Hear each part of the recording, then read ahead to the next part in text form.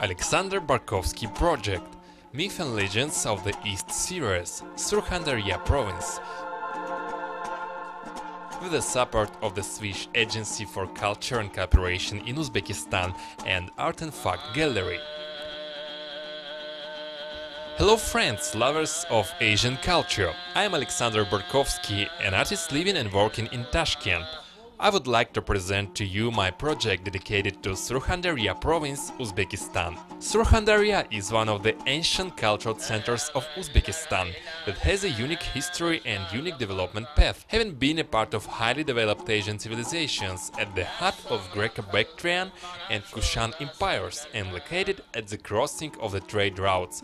Modern-day Surkhandarya is heir to ancient traditions and guardian of unique monuments of natural and spiritual culture, an authentic preserve of national arts and crafts, where a tree of traditions is cared for and in its blossoming. The importance of a long-established Surkhandarian culture was rightfully appraised by a number of international organizations. In March 2001, UNESCO recognized the Surkhandarian cultural area of Boysun, a masterpiece of verbal and non-material human heritage. I chose one of the most interesting Central Asian ethnic groups as the subject of my research.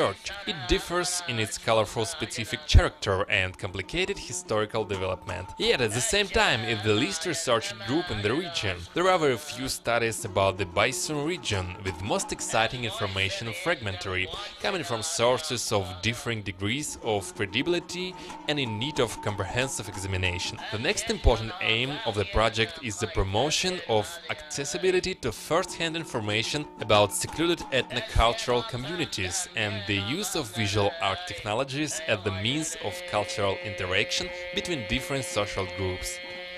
A unique ethnic group exists in Surkhandarya that embodies a multitude of uncertainties in respect to the scientific standpoint.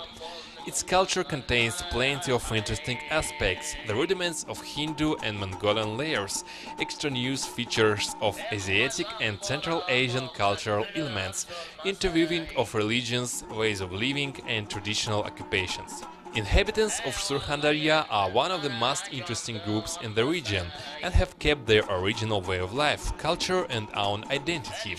In particular, the way the group has adapted to modern conditions of social and economic life, the way it interacts with the surrounding world and the changes that happen within the community in the present day are all subjects of great interest. Having visited Surkhandarya, it was as if I had discovered another world, a world in which there are no fences between the neighbors, where people call each other brother or sister, where there is no crime. While traveling around, I felt famous Asian hospitality in its true meaning, which when I living in Tashkent I consider it a myth. I was called a mehmon, which is translated as a valued guest. In each and every house I was being met with a prayer and piala of hot green tea. After I take my pictures I was being sent off with another prayer and presented with pears and apples. Life in mountain villages is harsh and lacking urban comfort. People wake up at dawn to bring water, light the fire, feed the animals and prepare breakfast. Mostly people live off their own land and only buy those things they can't produce themselves. I was fascinated by their faces, the wrinkles of which reflected their simplistic yet complicated life. Life lacking the vulgarity and vices of the city, pure and undisgusted.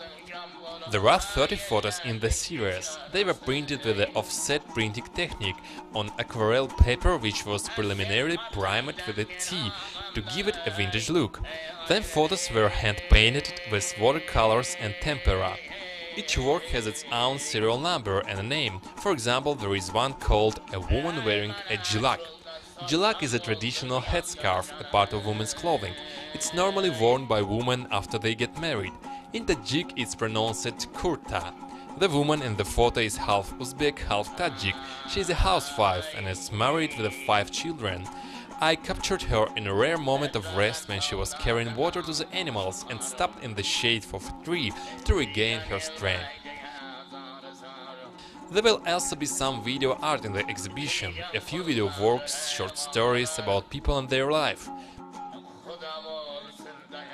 A group of my friends is also taking part in the exhibition. They are musicians performing in an ethno-electro style. Their band is called Gazjam Becker. They produced original soundtracks to all of my videos to create an atmosphere for the visual part of the project. The soundtracks are based on traditional Surkhandarian music in Bakhshi style.